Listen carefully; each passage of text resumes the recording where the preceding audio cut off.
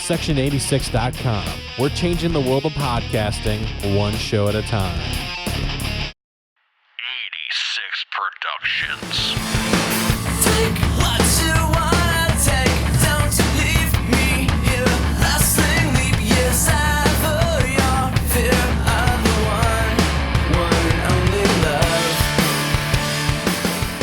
Hello and welcome to Off the Mark's 9th annual Wrestlemania wrap-up show. You're in for a real treat tonight as Wrestlemania has ended, and we brought on Doug Hahn, Roger Caven, Aaron Hughes, and Andrew to discuss the results of Wrestlemania 34. Let's get into the results, and we got to start out with the main event tonight. So we had, of course, Brock Lesnar versus Roman Reigns, and Aaron, what were your thoughts? What were your thoughts on this match? I hate finisher spam, and in this match, we had 2 spears in a row after like no buildup and an immediate kick out. The crowd was completely dead for it.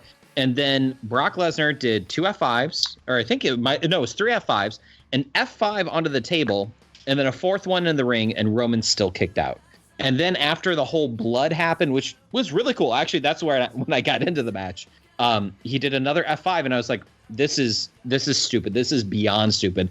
I said some expletives with Roger, and somehow Brock Lesnar retains, and I am just dumbfounded by it now. Yeah, I agree on this. I'm just more amazed that happened. Like, why would he retain? I'm just surprised because we all picked Roman Reigns. We thought Roman Reigns was going to win, and we were wrong. Doug, what were you saying when this match was happening? I was wondering more what was happening in the crowd, because they were not reacting to the match. When they were going yay and everything like that, it was not to anything in the crowd. In fact, you watched all the people in the back had their backs turned to the ring for most of the match. And it was just finisher spam after finisher spam after finisher spam. And I was like, how much more am I really going to have to take of this? I was very surprised to see Brock Lesnar win, which both makes me happy and sad all at the same time, because that means this has to continue. We still have to get the crowning moment for Roman Reigns. And so for that part, it makes me sad. It makes me happy that Roman is not my champion, but how much longer do we have to wait? And Roger, you were watching this with Aaron. What did you think? What was your reaction compared to Aaron's? So I looked at Aaron with a slack jaw on my face, because I very clearly said that I am 110% sure that Roman Reigns was going to win. Like I had said it, I would have bet $1,000 and said there's no chance that Roman loses here. So I was stunned. I said when we come on here, I will be shocked if we're not saying Roman Reigns is your Universal Champion. And Roman Reigns is not your new Universal Champion. Having said that, this match was not good. There's no way to say it. Finisher spam is stupid. There's something to protecting finishers. When we're talking about the other matches, we're not going to be talking about anyone kicking out of 5 finishers. Brock Lesnar hit him with 5 F5. It took 1 F5 to put down Strowman. It took 1 F5 to put down Joe. It took 2 or 3 F5s to put down Goldberg. It took 5 F5s to put down Roman Reigns. This was so stupid. This was Superman to the whole next level. It was dumb. It wasn't a good match. Like Doug said, the crowd was more interested in something else. I spent half a match on my phone waiting for it to end. It was so bad that Roman's first 2 spears that he hit, no reaction from the crowd. That match did not feel like a main event at all. Like the night felt like it ended with the other world title match. Not a good match. Another disappointing Roman main event. The only good thing is that Brock won, and now I'm interested because everyone has title matches. He can lose. It wasn't the coronation buildup for Roman now. Now he could lose to Joe. Now he could lose to Lashley. Now he could lose to Strowman. Whoever he faces from here on out can beat him. And that is interesting to me because this whole year of waiting for 34 was pointless. Now it's actually fun. Now, when did this start again? WrestleMania 31 is this originally started? The whole thing with the Roman project? Yep. This started with his Royal Rumble win at Philly going into 31.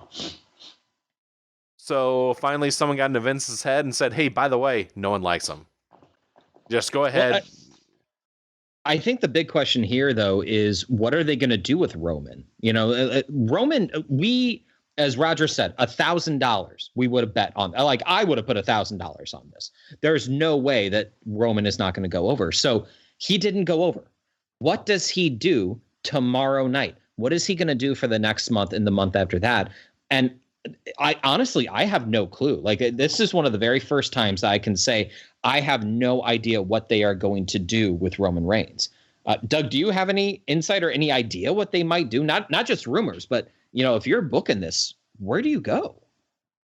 This has got to be a time where you have him go off. You're going to have him go off tomorrow night. I can see one of two things happening tomorrow night. Tomorrow night, he's either going to come out and do the same kind of promo he did last year, where he tries to talk, but then he doesn't talk and just leaves, disappointed or whatever. Or he's going to come out there and be like, Braun beat me. It took 5 F5s. I'm the toughest SOB in the business. And it's going to be bad. It's just going to be bad. What they need to do is just stay away from Roman Reigns for a while. Let him go, sulk his wounds or lick his wounds or whatever. Make this the time for Joe. But I think that this is going to be another rebuilding year for Reigns, where he's going to have to build all year round again to get back up to Brock Lesnar. And I think it's going to start, unfortunately, with Samoa Joe. I hope that's what they do, but I believe that I believe that Lesnar needs to do something. Whether he just says, "I don't want the title anymore," and then they say whoever wins the greatest Royal Rumble ever, whoever wins that is the new title holder. I mean, they could do that as well, but they need to do something because Brock not being there, we've been dealing with this for a while. It's got to that point where you just don't want to deal with it anymore. So Heyman did say, win or lose, they're leaving. Well, maybe it was kind of like, hey, will you please stay by letting him win? But if he wanted to do that, he should have only been forced to put him in maybe 3 F5s, and that's it. And you could say once in the ring, once on the announcer's table, then once in the ring. That's fine. But you can't have him put out that many F5s. There's no reason for it. Oh, then Superman punches. Oh gosh, that was so annoying. But overall, Lesnar won. That's the way to look at it. I'm honestly, I am so dumbfounded by this. If we look back at the pay-per-view, there are some really great matches, and there's a lot that are just, huh? What are they doing here? And I think that kind of leads into the match right before, which was the tag team match. Andy, you and Roger both picked Braun to win with his mystery partner. We were speculating who it could be, and they pick a Make-A-Wish kid? That's the only thing I can think of, because I put down Big Cass on my prediction sheet, and I thought, oh yeah, Big Cass will win easily, or he'll be the mystery guy, or it was going to be someone in the people with the Mardi Gras float. I thought it would be something like that, but not some rando in the crowd. That made no sense. What did he do? He was like, is he going to die tomorrow? And they're like, you're going to get into the ring and then get right back out. That's it. I was dumbfounded by this. And that was just so annoying. Roger, what were you saying? What were you saying when this was going on? So we only cared about the entrance. We wanted to see who it was, and was it going to be somebody interesting like a Neville, outside chance of Samoa Joe, hoping it wasn't Big Show. There were so many things that it could have been, and when he said it's going to be one of you, I was just like, that might be the worst payoff to a surprise entrance that I've ever witnessed. That was stupid. It wasn't interesting. It wasn't funny. I guess it was a feel-good moment. It was a complete waste of time. It was a total waste of Braun Strowman. I didn't even like him in this match. I said it before. He should have been in the tag match with Rousey. This made the bar look stupid. This made the whole point of believing that WWE was going to pay off a surprise. I've just given up on that because they almost never do. It's very rare when you get something cool like the Hardys returning. The match, we skipped it. I didn't care. That's how, once I saw him grab the kid, I said, I'm done. Maybe there was somebody cool in the stands that he was going to go pick, and that was a plant. Once he picked the kid, I was like, well, this is dumb. That's all I can say about this. This was dumb. This was absolutely stupid and no payoff. I would have rather seen it just announced that it's going to be Braun Strowman versus the Bar. I picked the Bar mostly because I figured they were going to pin whatever person he picked just to keep him, both being able to say whatever. And this is the sad thing. I think this is going to continue where he's just going to go pick up some random Make-A-Wish kid every week that he's got to face off or defend the titles. And he's just going to keep doing this for a while. And it's going to make whatever tag team he is facing weaker. He has just dumbed down the whole Raw tag team title division. And I think that's sad. I really don't know where you're going to go with this. Eventually, he's going to pick somebody, and that person, maybe he picks not necessarily Make-A-Wish kid, but some average Joe Schmo, and they finally do get the pin. And because I can't believe he actually tagged in the kid. Yeah, that was a little ridiculous. Yeah, it was dumb. It was really dumb. However, though, I will say one of the matches that I did not think was dumb was AJ Styles Nakamura. Match was totally fine. What was fascinating to me, though, was the fact that Nakamura turned heel. And I'm kind of intrigued by that as well. Like, so the Raw and the SmackDown main events right now, I'm intrigued by, because we have Brock winning and we have Nakamura being heel. So there's going to be a payoff match, I assume, at the next pay-per-view for him. So I think it's going to be pretty cool. I'm surprised because I was not a fan of this match at all. I had high hopes going into it, and then AJ retains, of all things. So you give the Royal Rumble winner, he just retains, or he loses against the champion? That doesn't make sense to me. I'm dumbfounded by that part of it. But also, yeah, him turning heel, okay, that was kind of cool, but I wish he would have won and then turn heel, but, oh well. The problem with this is if he was going to turn heel, make him turn heel a couple weeks before the pay-per-view. That was my biggest issue with it. Is I didn't need a heel turn after the match. Whether it was a heel turn during the match or sometime like a week or two before, it would have been fine. Because then you would have had, I think, a little bit more intriguing or a little bit more interest in the match. The match itself was probably a 3.5. But I think I'm more intrigued about what's going to happen next now with the heel turn. And I think the next time they face off, whether that be at Backlash, will be a lot better match. Surprise, surprise. AJ Nakamura did not get the time they needed to put on a classic. Saw it coming. Not a big surprise here. Match was okay. I think Doug hit on there. It was a 3.5-star match.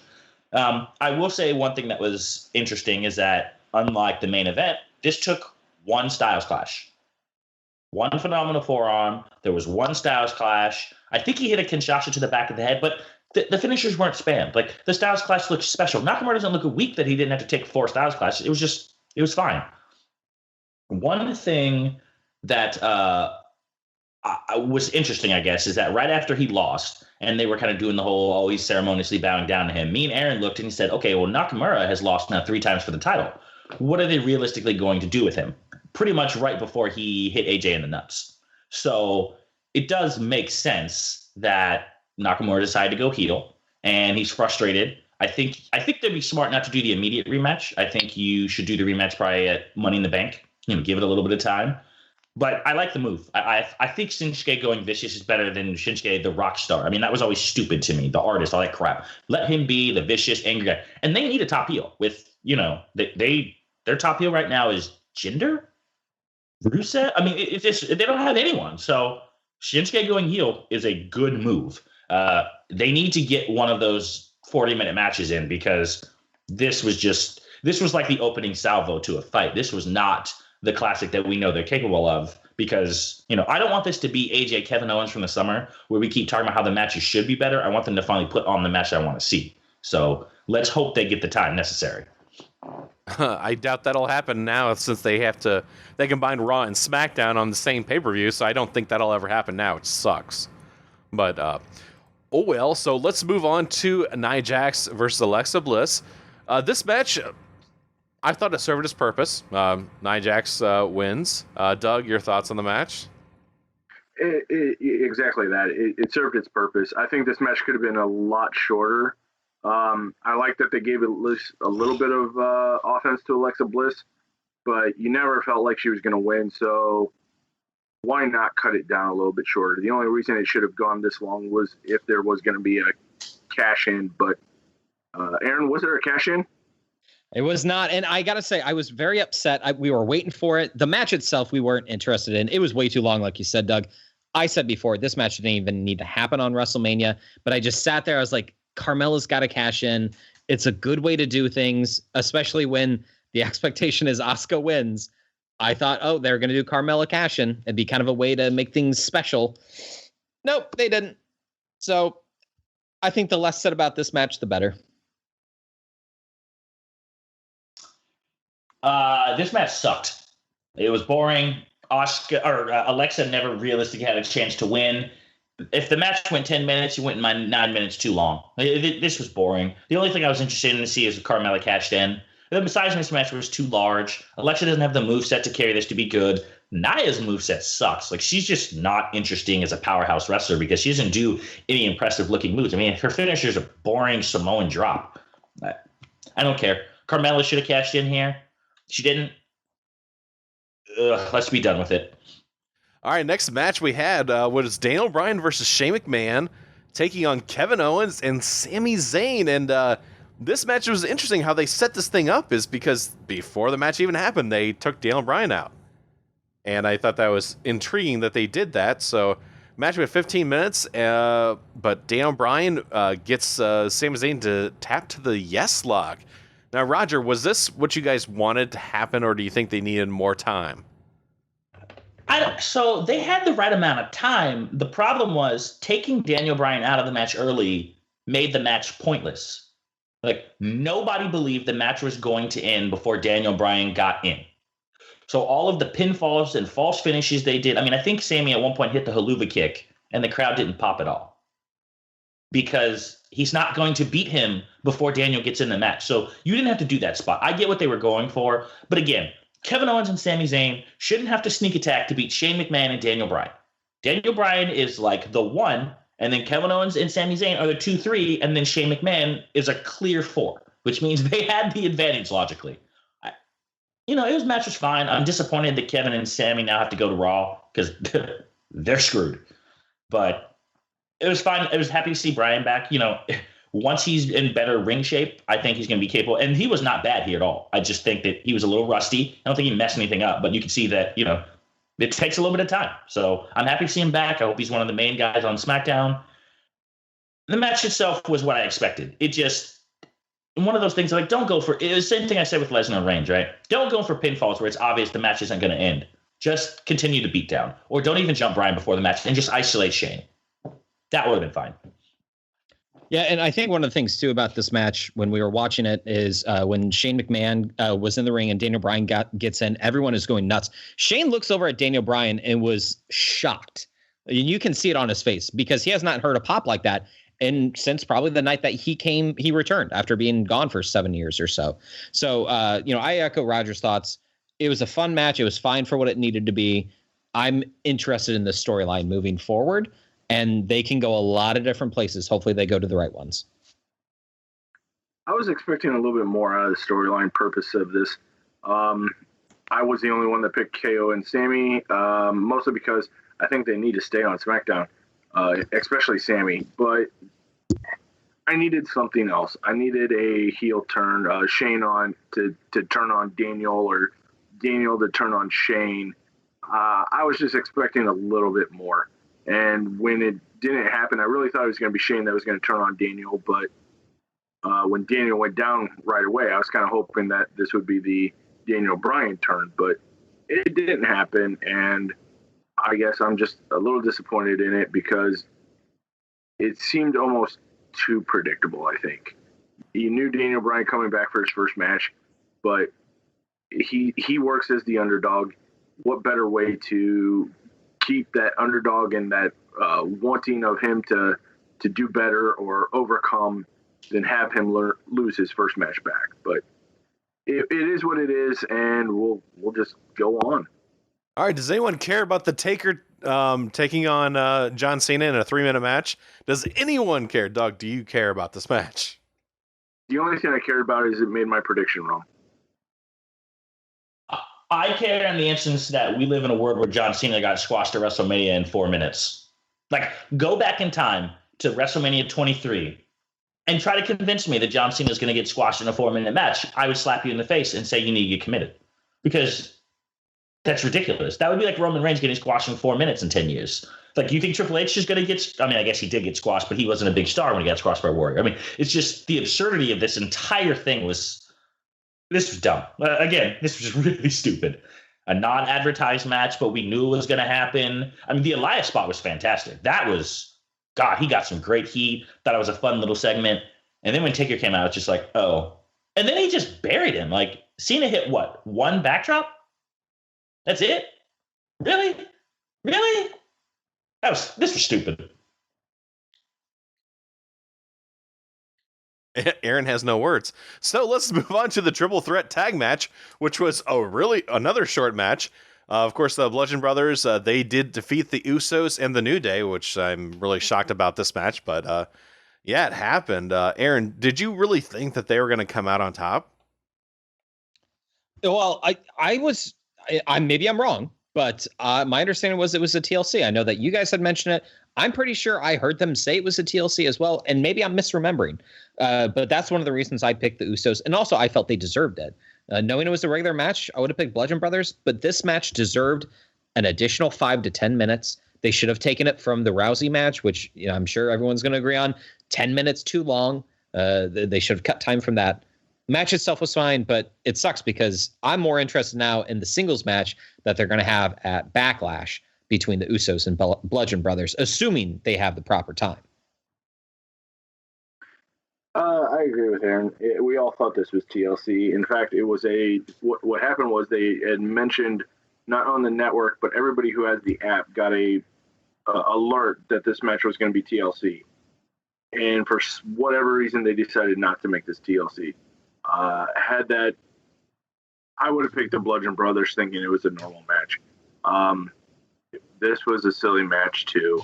Usos deserve, I think, they deserve to hold on to the titles. Although you really don't have anything else for them to compete against, unless you bring up somebody from NXT who you put them in right in the title match right away.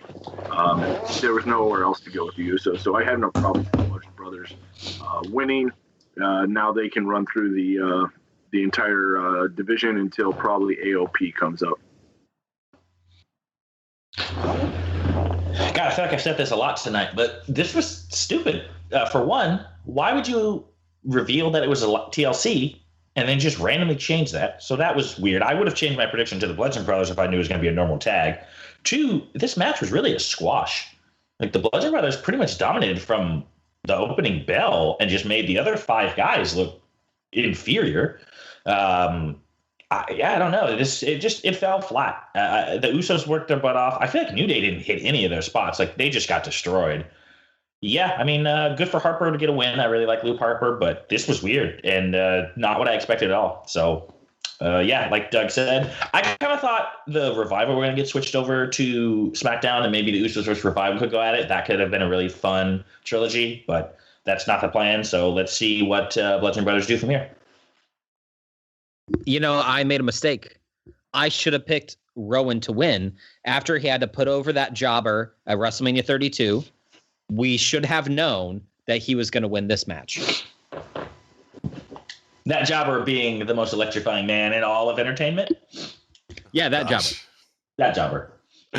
All right, so let's move on to, I guess this is the match everyone wanted to see, not us, but Ronda Rousey, Kurt Angle, they took on Triple H and Stephanie McMahon.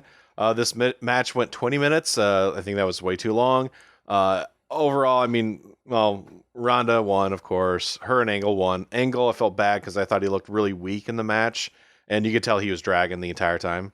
But Ronda, I mean, she did okay. I mean, I'm not going to say that, like, she should have debuted here, but she did okay. But, Roger, did you think that this was worth it, or do you think it was like, I think if this match goes 12 to 13 minutes as opposed to 20 minutes, this is a really good match. I thought they did a good job of showcasing how dangerous Ronda Rousey was. She had some really good spots. I thought the showdown with Triple H was really well done. Her kind of, Triple H being very cocky, not taking her seriously, and then Ronda just unloading. That was very well done.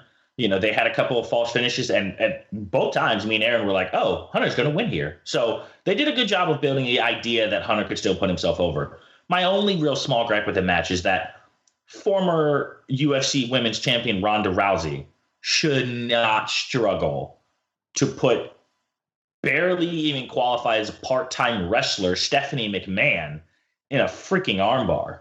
Like, it's one thing when Ember Moon struggles with like Belzer because Ember's a full-time wrestler. Stephanie wrestles once every 2-3 years.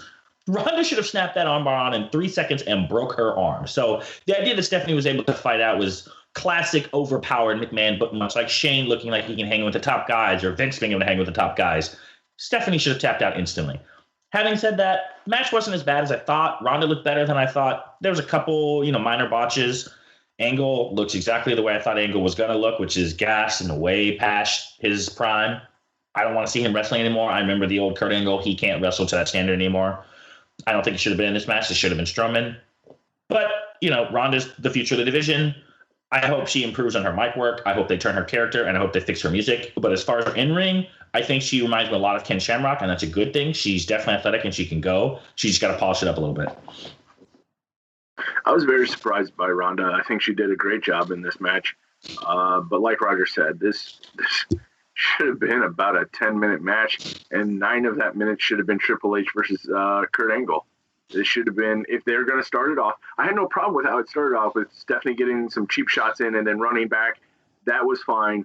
But once it became the women's part of the match, that should have happened. I think there was about 3 or 4 times that I looked over at my buddy and said, yep, now it's going to go another 10 minutes because Triple H interfered. Or it's like, oh, come on, please, just cut this. Just end it. But it went on way too long. But I will say, Ronda looked good in her debut. I think that goes to prove on what happens when you practice a match over and over and over again before you put it out there in the final product. So a little worried about how Ronda's going to do on live television with little to no practice. But if they can keep her on kind of like an NXT schedule where she doesn't really wrestle that much until a pay-per-view, and those people have been practicing, I think she'll turn out fine once she gets used to WWE style.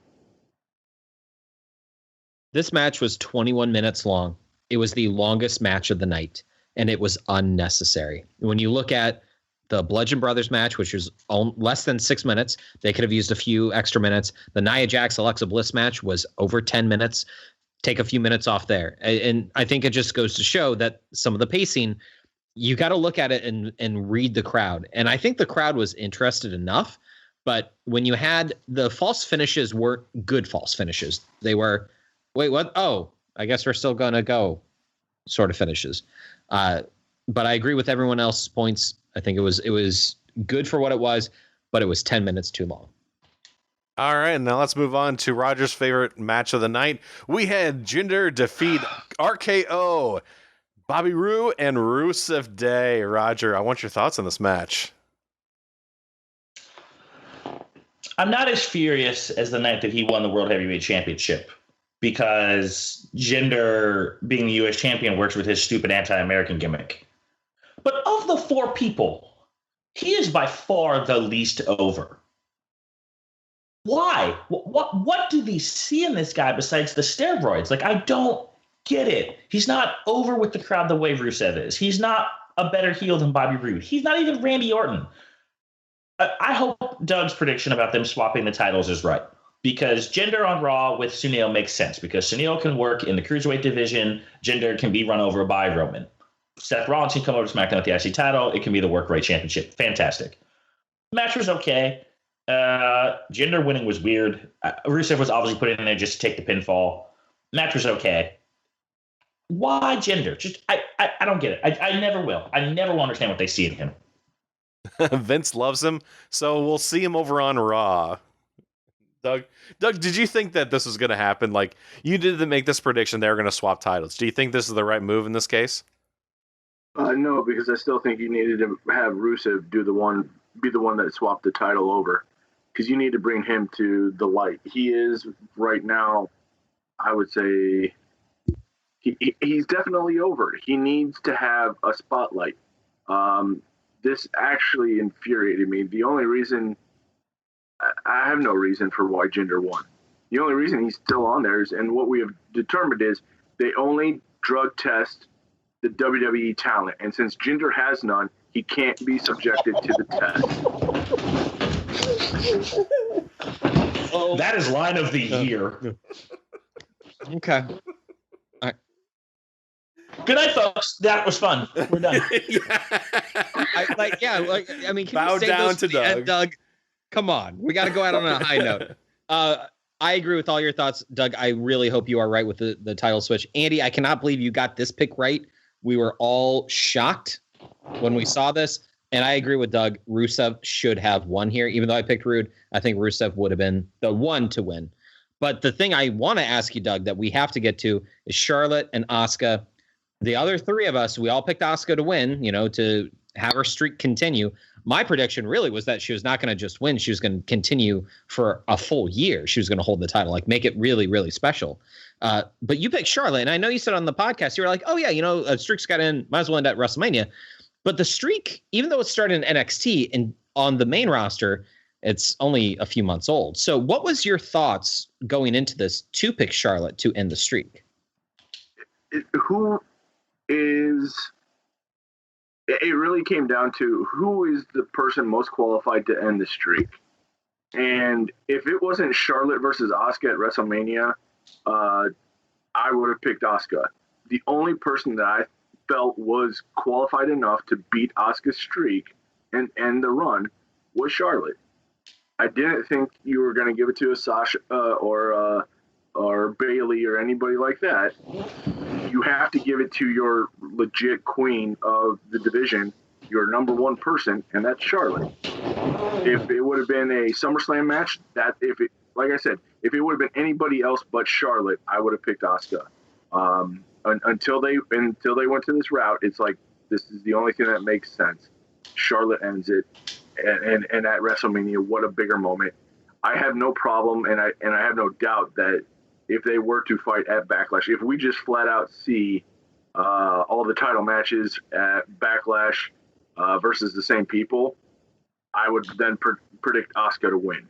You don't have the streak anymore, but she's going to get a title. It's a matter of time. She's going to have streaks.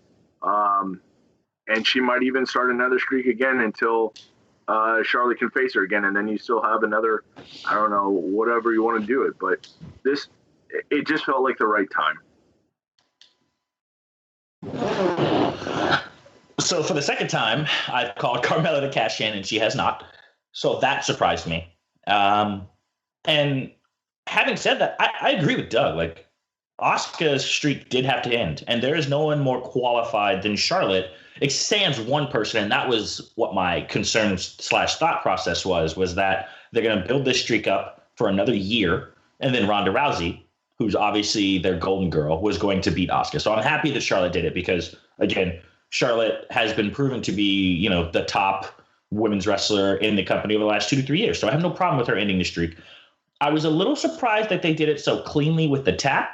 That definitely caught me off guard when Asuka tapped out. Like, I think both of us were like, what just happened? It was a good match. I really enjoyed it. I think the idea of a rematch is fine. I would give this match some time to breathe. Don't do this again until SummerSlam at the earliest. Like, let them go their separate ways. I also think Asuka now is more interesting because she had the streak. She couldn't lose on normal TV. It just wasn't going to happen. Now, tag matches, she can take a pinfall. Random pay-per-view, she can take a pinfall. The streak has been broken.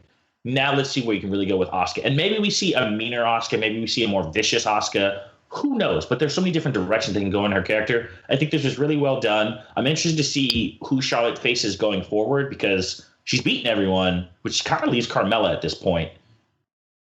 What are we going to do with the Money in the Bank? So, SmackDown's women's division looking pretty good. I'm just going to say now, I think Carmella's going to cash in on Tuesday.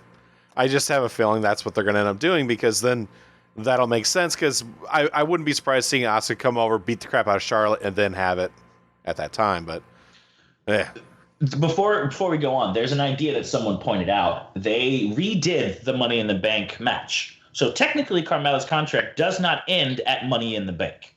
It ends like 2 weeks later. So it is theoretically possible that you could have a double cash-in match, which is whoever wins this year's Money in the Bank goes to cash in, and then Carmella cashes in over top of them because both of their contracts would be valid, which I could see happening. It would be interesting to see it go from like a singles match to a triple threat match to a fatal four-way match, and it'd be the first time in ever that 2 Money in the Banks have been cashed in at the same time. Okay, that's actually a good idea. Just a thought. All right. And then let's go on to the opening match, which I never thought would be the opening match. We had The Miz taking on Finn Balor and Seth Rollins, and this is a really good match. This was a really good match. They only gave him 15 minutes, but Aaron, who won? Yeah, so Rollins, which Doug picked as well. So like right off the bat, Roger and I were like, is Doug going to sweep this? Like just with some of the picks, which we were not expecting, Charlotte in particular, I think we were just not expecting. And we were thinking that maybe Doug's going to just run away with it. However, though, match itself was good. It was very fast paced, very high energy, and it was the perfect opening match. They did a fantastic job with this. Any of them could have won. It would have been totally fine. Rollins winning makes him the final Shield member to be a Grand Slam champion. And if they swap the belts, I think Rollins on SmackDown would be money. And moving Jinder to Raw, let him feud with Roman Reigns. That might be the best spot for him right now. That would be the only time that Roman Reigns will get cheered.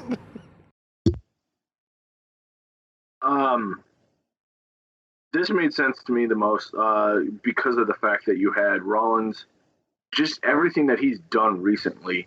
The what was it? The Gauntlet match where he took out Reigns, he took out Cena, and finally lost to Elias after beating two of those guys clean. You had him in the Royal Rumble, and he had about an hour long in that match. I was getting to the point where if he doesn't win this match, he is my Money in the Bank winner prediction, just because he needed a big win on a big stage. But he got it here. I agree with you guys in the fact that I think Finn Balor needed it the most, but it was in the cards for Rollins, and I'm glad for him. I'm very interested to see what Finn goes from here. I was very disappointed with the entrance. When I saw that Finn was going to come out last, I expected the Demon, and we got what? The Pride Parade celebration? I didn't get that. Like, what was the point of pushing that? I didn't know, but I'll be excited if Rollins does go over to SmackDown. You bring Jinder over. And what better way to have The Miz get a title that's not breaking any intercontinental records or extending any intercontinental records? You can have him have the U.S. title and continue that and continue with a belt later on down the road when he comes back from whatever maternity leave he wants to take, because it's well deserved. He's been doing everything for a while now on Raw, and he deserves a little bit of a break. So a couple things. To your Miz point, he must chase the Intercontinental Championship. He must follow the Intercontinental Championship over to SmackDown, and he must reunite his feud with Daniel Bryan. These things need to happen. So Miz coming home to where he belongs, where he can be a legitimate world title contender. Miz versus Styles for the World Heavyweight Championship would be fantastic. I had no problem with this. Match itself, I thought was really good. Great choice for an opener. My only real gripe is, like Doug, the entrances, for one, made no sense. Champion coming out first, I can live with if they have an 11 entrance. Why did Rollins come out first, then the champion? Okay, well, then that must mean Finn must be doing a really special, elaborate demon entrance. Is he going to be super? Wait, what? He's just coming out as Finn Balor? That's it? It's just look, no problem with the idea of them going, Balor Club Worldwide, we're being inclusive, all that stuff. But WrestleMania is about, elaborate, special, theatrical entrances. Rollins' entrance was cool. Miz's entrance fit his personality to a T. Balor's fell flat. Considering this was his first WrestleMania and we've seen the Demon, what happened to the Demon? Like, I don't get it. He came out for the Demon at SummerSlam, but not at WrestleMania? That was very, very bizarre to me. And then going forward, look, Rollins' place is kind of solidified. He is going to be an upper mid-card to main event guy. Finn Balor needed this so much more. I have no idea where he goes from here. He's not in the World Heavyweight title picture. He's not in the tag picture. What is he doing? Where does he go? He needs to be woken. Okay, cool. The Demon inside of him needs to be woken. I am okay with this, but they need something for him because him being smiley, generic babyface does not work. I'm not saying turn him heel. I'm saying give him an edge, give him a character, give him storylines. Make Finn great again. That's what I'm saying. One thing I also want to point out is I love the fact when Rollins did come out and he was the Night, was it the Night King from White Walkers, right? Yeah. Was he the Night Walker King? Night King, yeah. Yeah, I thought that was cool with the blue eyes and everything. That was so cool. But yeah, let's go on to the pre-show. We had Naomi, defeat Bailey. So just real quick, the only thing I want to say about this match is we all picked Sasha Bailey. They were essentially the final two, and Bailey wins. And we're like, oh, that's cool. It was a great moment for Bailey. She gets a crowd pop. Naomi comes in, throws her out, and the crowd was like, huh? And so I said to Roger, she got Mysterio'd, which I'm using as a verb, because when Mysterio came out at number 30 and got booed, it was wait, you're feeding him to the wolves. You are doing him a disservice. You're having somebody who is a face get booed. And that's what happened with Naomi. Naomi should have they should have called an audible, and they should have had her stay out, and then maybe she could have come over to Raw and said, wait a second, I never got thrown out, so I'm still in the match, and then you do a one-on-one match. That's what you could have done. All right, they should have called an audible there. I think it was a mistake. I did like the fact Carmella getting eliminated. Everyone went after her. I thought that was good. Roger, do you have any thoughts on this match, or was it just there? That was so stupid. Again, my theme of the night. That was so stupid. Sasha Bailey, they had set it up. It was very clear they made three people special. Becky had the first entrance, Bailey had the second to last, and Sasha entered last. Okay, so those were your three important people in the match. Once you got it down to two, quote unquote, you should have just done Bailey versus Sasha, and Bailey turned on Sasha. That was like, wow, that's a fantastic story to tell. Bailey finally gets her big moment. The crowd popped. And then all of a sudden we look over and it's Naomi. And look, if that had been a heel standing there, great move. Like Carmella never actually got tossed out. She was the last person standing. She steals the moment from Bailey. What a great heel move. But instead you had Naomi. Like, why did you put a face there and then let Naomi just unceremoniously chuck her? It was like, why? Like and the crowd was so dead for it too. It was just like, really? Like, if you're going to do that, it was like, that would have been like doing the Undertaker Cena segment, and instead of Elias, you had, one of your mid-card faces come out, like, Apollo Crews. It's like, well, why? Why would you have the crowd be disappointed to see a face? You have them disappointed to see heels. You have heel screw-over faces. This just poorly done, very poorly done. Either make a heel in this moment or give Bailey her moment. And I get that Vince doesn't like Bailey, so Bailey's never going to succeed over there. She's got to get off Raw. But good Lord, who made this call and why? I would love to hear the reasoning as to why they made this call.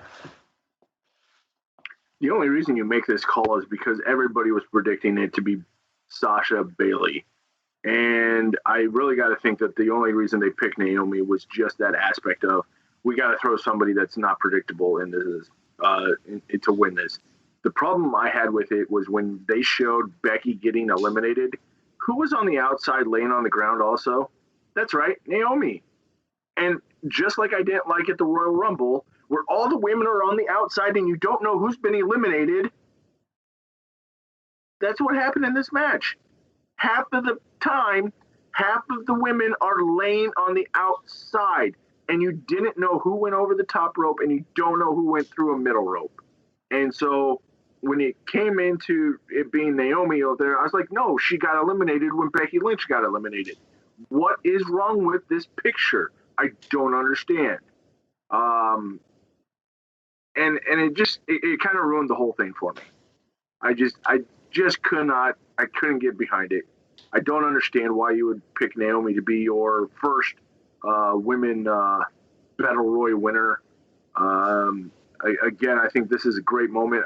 Even when Bailey kind of did a heel turn, because she threw her out after like a high five or whatever, but it didn't make any storyline sense. And you know that Naomi's not going to get much more of a push than that. And I think that's kind of sad, because you just see her going down the line of every other male winner so far. Welcome to mediocrity, Naomi. Yeah, well, let's just that happened. It was there. 10 minutes. Let's move on. 205 Cruiserweight title. with Drake and Maverick, Roger's favorite name ever. We had Cedric Alexander take on Mustafa Ali. In this match, I thought they did a good job. I wish they would have had more time and probably let them wrestle the way they should have. But overall, I was excited. Cedric Alexander, we all picked him. He did win. I'm very happy for him. It was just a little over 12 minutes for the match. Aaron, did you get a chance to watch this pre-show match? Unfortunately, I didn't because I was on my way to Rogers. So this was the only match of the night that I had missed. I did see some of the highlights, and it looked like it was a really high-octane match. But, Roger, I know that you saw it, and it was during the time I was driving over, so I know you had some thoughts on the match. I thought it was a good match. It fell, I don't want to say flat because I thought the match was entertaining, but this would have been better if this were Cedric versus Neville. And, the winner of the Cruiserweight Classic 2 faced the dominant champion, so there was more of a storyline build because this was really just two guys who got to the end of a tournament. It didn't really have that special WrestleMania match feel to it. I did like Cedric showing some of the aggression, him talking about stay down, hitting him with a vicious triple elbow to finish it. Both of them did a Spanish fly. Cedric was fantastic on the running. I liked Ali's from the top rope. I liked the desperation that Ali showed when he went for the 054 for a second time, just basically realizing that he needed to do whatever he could to try to take Cedric out. I think the right guy won. I like Cedric Alexander, and maybe he can be one of the top guys. I don't know if this signals a heel turn or maybe he's just going to be more of a tweener, but he was pretty aggressive in this match, and he is a pretty big cruiserweight, so he can do similar things that Neville could did where he could just bully people. Good match. I hope 205 keeps up the momentum. They've been much better since Triple H has taken over. So let's hope they keep that direction going. Let them interact with the people on Raw more. Yeah, 205 match. It was a good match. It needed to. This almost deserved to be on the actual card because it was a lot better than the regular card matches. So that's all I'm going to say about this one. But I'm glad Cedric won. It was a good match, and let's hope they keep it up. All right, then the opening match of the night, we had the 30-man Battle Royale for the Andre the Giant Memorial Trophy.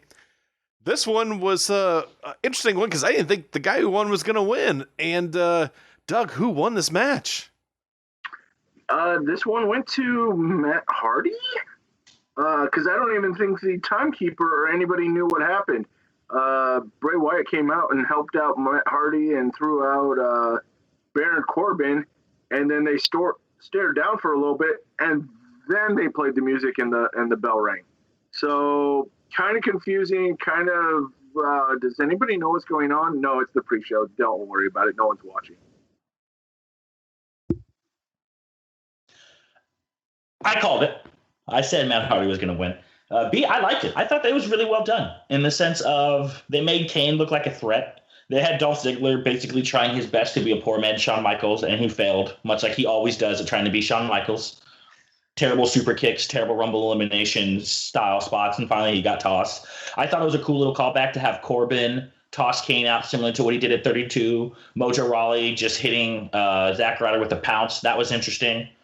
And then Bray Wyatt showing up out of nowhere. I'm like, cool. I like what he did. And he did this before when he worked with Orton and even when he worked with Reigns, where he would do the Sister Abigail and kind of leave them to the next person. So I thought that was a good idea of them being together. I hope they stay together for a little bit longer than the inevitable Bray turns on him, because I think they could do some really fun stuff together. And both of them right now have no direction. So Matt and Bray as a tag team, go with it. And honestly, if you want to introduce the Freebird rule and let Jeff, Matt, and Bray kind of go back and forth, I have no problem with that. I hope they do some really fun segments at the compound.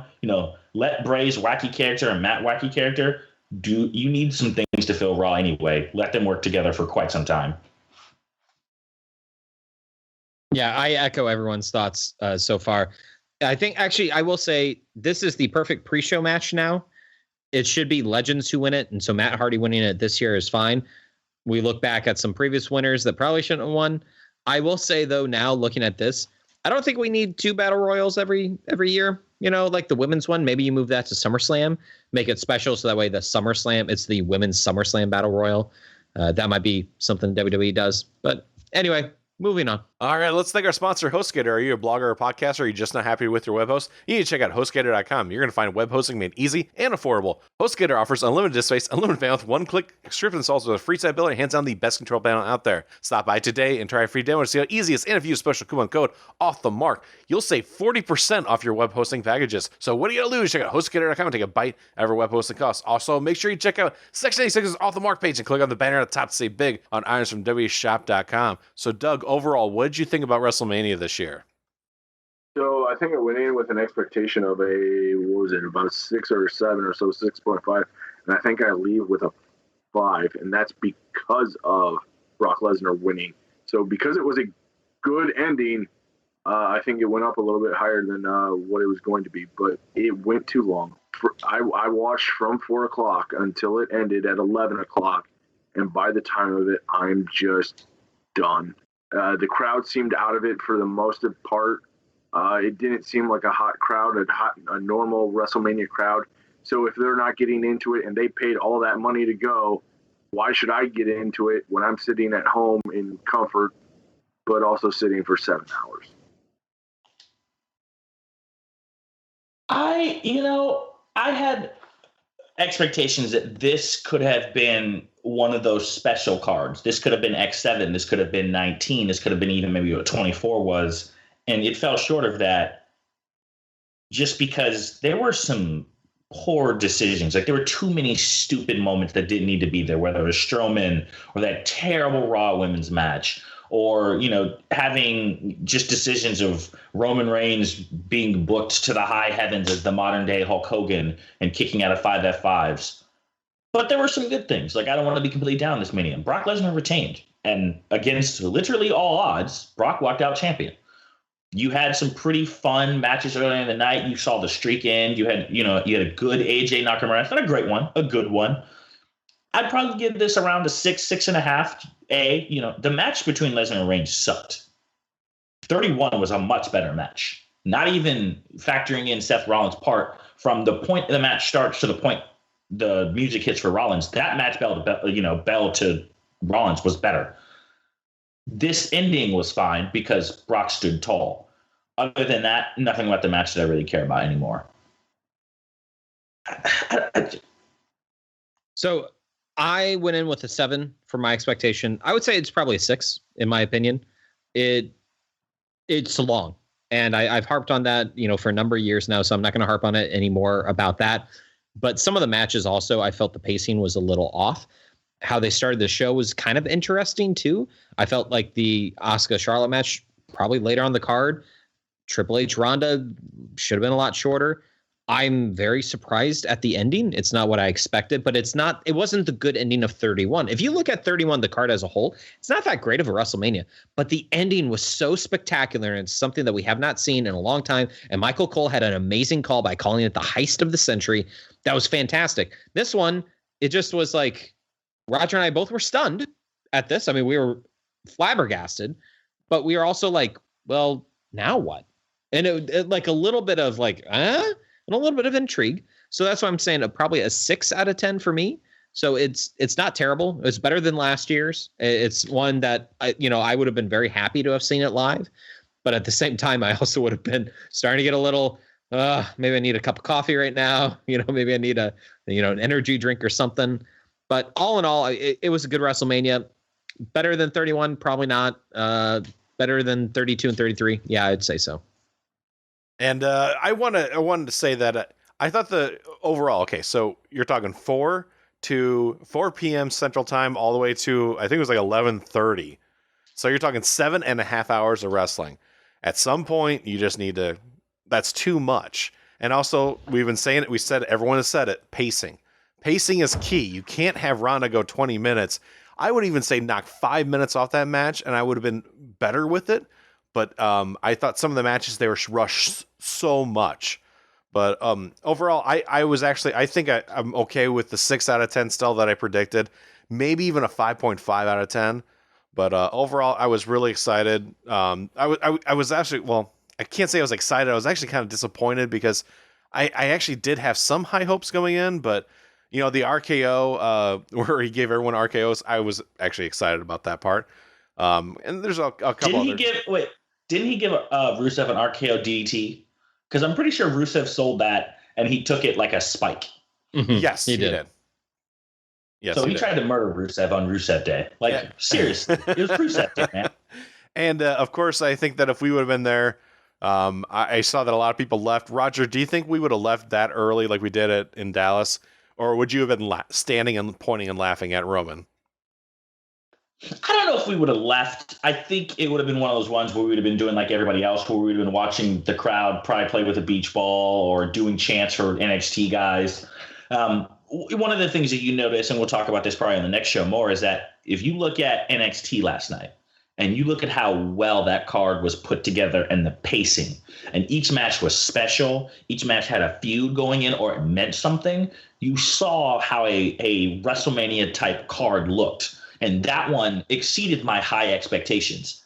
This card, which I had high expectations for because it could have been great, fell just a little bit short. Like, this should have been a 9, and it came down to a 6. You had a very talented card, but you put matches in the wrong order. You made some of these matches far too long. I mean, why did Alexa Nia, a match that my wife doesn't watch wrestling, and she came in and goes, how is that going to be competitive? You didn't have like Alexa and Mickey jump Nia from the beginning. We're like, oh, maybe Nia can't get out of this. This was terrible offense from Alexa and stupid storytelling. That match should have been 2 minutes and a squash, if not 8 seconds squash. I don't care. Ronda, Triple H, Hunter win his 20-minute matches. Stop, dude. You're not in your prime anymore. It was fine when you and Sean and Ben and He Who Shall Not Be Named wanted to go 30 plus minutes. You don't need to go this long with Ronda Rousey at this point. The whole Braun Strowman segment, that could have just not happened. That was a stupid waste of time. So, there are things that still need to improve. And most importantly, 7 hours of wrestling just does not work. That's too much. I said this to Aaron, and it is the truth. AJ Nakamura was my main event. Once that match was over, I didn't really care.